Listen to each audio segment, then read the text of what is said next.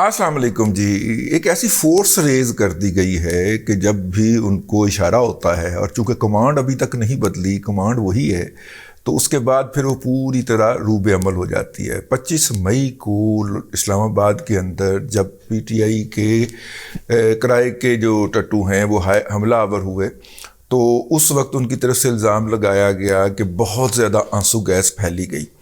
تو morning show کی ایک اینکر ہیں، انہوں نے جا کے کیمرہ پکڑا ایسے کر کے اور آنکھوں میں گلیسرین لگا کے تو آنسو بہانے شروع کر دیے اور رونا شروع کر دیا. اب ان سے ایک غلطی ہو گئی، کیونکہ وہ بلو ایریا میں جس جگہ کے اوپر کھڑی ہو کے یہ ڈرامہ فرما رہی تھیں خاتون محترم، اس کے پیچھے جو لوگ آ جا رہے تھے وہ بڑے سکون کے ساتھ آ جا رہے. مطلب آنسو گیس صرف تینوں لگ گن رہی ہے، اور جو باقی پھرنڈے نے ان کو آنسو گیس نہیں لگ رہی، وہ روئی جا رہی ہیں.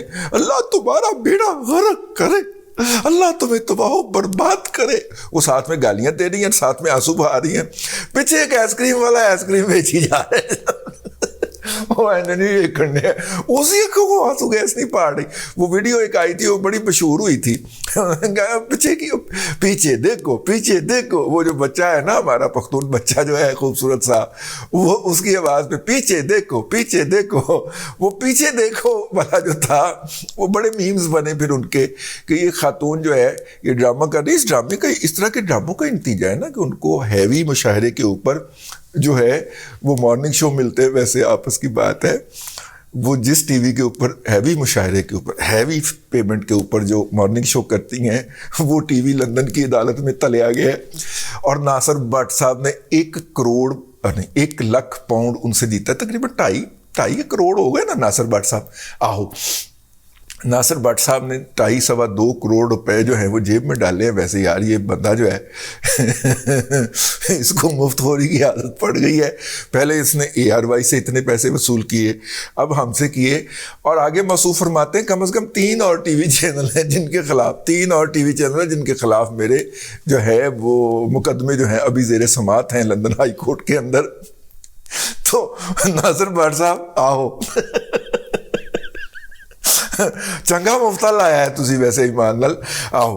تو خیر وہ خاتون جو ہیں وہ آج کل جو ہے وہ اسی طرح کا ڈرامہ جو انہوں نے آنسو گیس گلیسرین والا کیا تھا، آنکھوں سے آنسو بائے تھے، اسی طرح کا ایک ڈرامہ کرتے ہوئے پائی جا رہی ہیں. اور اسی طرح کی انہوں نے ویڈیو بنائی ہے کہ ان کے گھر کے اندر کچھ لوگ آئے ہیں اور انہوں نے دھمکی دی ہے اور جناب یہ آزادی صحافت پہ حملہ ہے.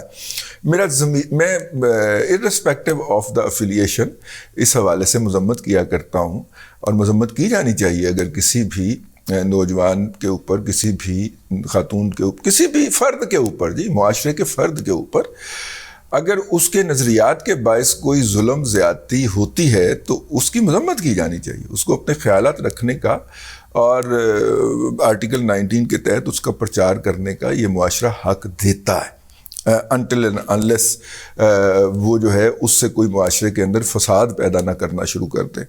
تو بظاہر یہ لوگ تو فسادات پیدا کرنے کے داعی نہیں ہیں، ٹھیک ہے، یا تو سوسائٹی ان کو بتائے قانون کے تحت کہ جناب یہ ریڈ لائن ہے جو آپ کراس کر رہے ہیں، تو وہ پھر الگ بات ہے.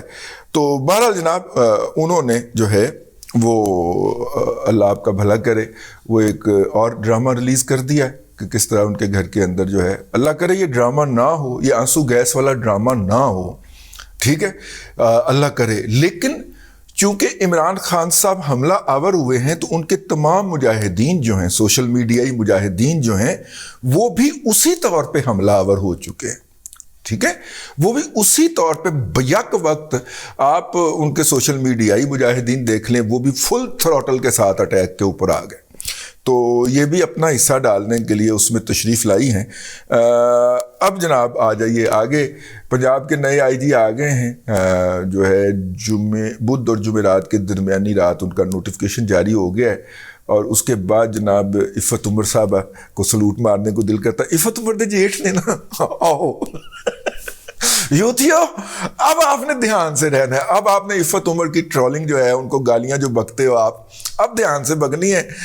ان کے بڑے جیجا جی جو ہے نا وہ آئی جی پنجاب لگ گئے شریف آدمی ہیں اور جو ہے وہ اللہ تعالیٰ ان کو ان کا جو ٹائم ہے اس کو ذرا پرسکون کرے اور 4 دن رہ جائیں، کیونکہ آئی جی کی جو ایوریج جو یہاں پہ اپوائنٹمنٹ ہے وہ میرے خیال 90 دن کے قریب ہے، پچھلے جو 4 سال کی اگر ایوریج نکالی جائے تو 90 دن ہے یا 180 دن ہے، مطلب اتنے کم عرصہ یہاں پہ آئی جی گزارتا تھا. تو پھر جناب وہ نئی پارٹی کے ساتھ ان کی سودے بازی ہو جاتی تھی تو نئی پارٹی کو لے آتے تھے، لیکن وہ پلاٹ کے اوپر جو ناجائز قبضہ کرنا تھا بلکہ بقول عمران خان کے چھڑوانا تھا اپنے بہنوئی کا، وہ نہیں چھڑوا پائے وہ، ٹھیک ہے، پی آئی اے سوسائٹی میں سے، اور عدالت نے اس کو سٹے کر دیا کہ نہیں عمران خان صاحب کے جو بردر ان لا ہیں وہ جھوٹ بولتے ہیں، ایسی کوئی بات نہیں ہے. لیکن انہوں نے پولیس کے ذریعے وہ قبضہ چھڑوانے کی کوشش کی تھی اور اس کے لیے کئی آئی جی اور کئی سی سی پی او بدلے تھے. تو خیر عفت عمر صاحبہ مجھے اس لیے یاد آ گئی کہ انہوں نے ایک بات کہی اور کل ایک بڑا سٹرونگ قسم کا ٹویٹ بھی کیا، اور انہوں نے کہا کہ میں اس وقت کو پچھتا رہی ہوں کہ جب عائشہ گلالئی جو ہیں انہوں نے ایک بات کہی، اور یہ ساری باتیں جو اب صوتی گواہی کے ساتھ ثابت ہو رہی ہیں یہ انہوں نے اس وقت زبانی بھی کہی تھی. انہوں نے تو ان خواتین کے نام بھی بتائے تھے جو اس ویڈیو میں موجود خاتون کے علاوہ تھیں، اور ماشاءاللہ معتبر قسم کی ایم این ایز ہیں، بڑی ووکل ہیں، ہر ٹی وی چینل کے اوپر بیٹھی ہوتی ہیں. عائشہ گلالئی نے ان کے بارے میں یہ بات کہی تھی کہ یہ رات کو 12 بجے کون سی میٹنگیں ہوتی ہیں جو یہ بنی گالا جاتی ہیں، یہ انہوں نے کہا ہوا ہے. وہ ان کے کلپ سرکولیٹ کر رہے ہیں، آپ ان کو تلاش کر سکتے ہیں. تو اس کا حوالہ دے کے عفت عمر صاحبہ نے فرمایا کہ عفت عمر صاحبہ پہلے خان صاحب کے بیانیے کی علم بردار رہی ہیں، تو انہوں نے کہا کاش ہم نے اس وقت جو ہے وہ عائشہ گلالئی جو ہے اس کی باتوں کے اوپر دھیان دیا ہوتا جو وہ اندر کی داستانیں سنا رہی تھی.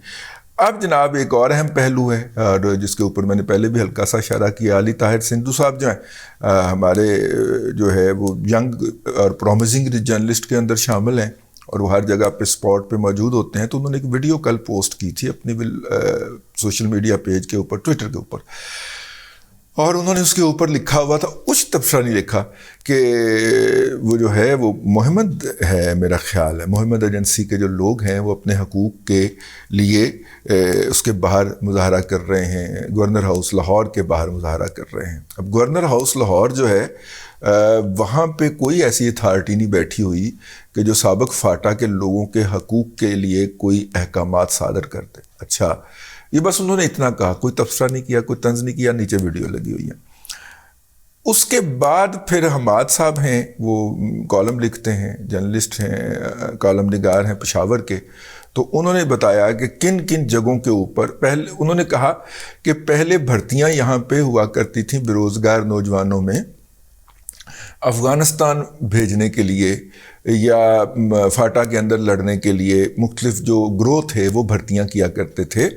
آج کل کرائے کے اوپر جو ہے وہ پی ٹی آئی کے لوگ ڈھونڈتے پھر رہے ہیں ایسے لوگ جو لاہور میں جا کے مظاہرے کر سکیں اور وہاں پہ املاک کے اوپر حملے کر سکیں. یہ املاک کے اوپر حملے والی بات میں نے اپنی طرف سے ڈالی ہے، تو املاک کے اوپر حملے کر اب احمد کی ٹویٹ کو جو میں نے ری ٹویٹ کر رکھی ہے اور علی طاہر سندھو کی ٹویٹ کو، دونوں کو ملا کے پڑھیں تو یار بندے کو خیال آتا ہے کہ یار کچھ خدا کا خوف کریں، یار آپ کیا کر رہے ہیں. ٹھیک ہے، اور یہ ہمیشہ ہی ایسے کرتے ہیں. ویسے بائی دا وے اسی طرح کرائے کے ٹٹو اور کرائے کے لوگ یہ لے کے آتے ہیں اور جن کے اوپر ظاہر ہے پھر جب وہ آپ ان کو ایک دفعہ ادائیگی کر دیتے ہیں تو پھر تو ان کی اپنی پرائرٹی ہوتی ہے.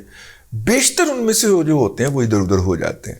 ان میں سے کچھ لوگ انجوائے کرنے کے لیے بھی آتے ہیں اور بہت کم لوگ جو تربیت یافتہ، جو تباہی پھیرنے کے لیے یا لڑائی شڑائی کرنے کے لیے جو حصہ لایا جاتا ہے وہ گلگت بلتستان کے کچھ 700 لوگ ہیں جو کہ باقاعدہ ٹرین کیے ہوئے ہیں. ہمارے ہماری گورنمنٹ نہیں ٹرین کیے ہوئے ہیں لیکن ٹرین کسی اور کام کے لیے کیے ہوئے ہیں نا. وہاں پہ جب وہ فرقہ وارانہ کلیشز ہوتے ہیں، گلگت بلتستان بڑا اس حوالے سے سینسٹیو ہے، یا کلیشز نہیں ہوتے بڑے عرصہ ہو گیا لیکن اس کو انڈو کرنے کے لیے یا ان سے نپٹنے کے لیے انہوں نے ایک فورس تیار کی ہوئی ہے. وہ فورس جو ہے یہ مظاہرین کی روپ کے اندر بھیجی جاتی ہے یا پی ٹی آئی لے کے آتی ہے. تو یہ بڑا عجیب سی بات ہو گئی نا جسے کہنا چاہیے، اور بڑی خطرناک بات بھی ہو گئی. افغانستان کے اندر وہاں پہ طالبان ٹی ٹی پی کے ایکٹیو ہوتے ہی بہت سارے گروپ مختلف جگہوں سے ایکٹیویٹ ہو گئے، اور اس کے نتیجے کے اندر پاکستان کی فورسز کے کانوائے کے اوپر بھی اٹیک ہوا ہے، اور بھی بہت سارے کام ہوئے ہیں۔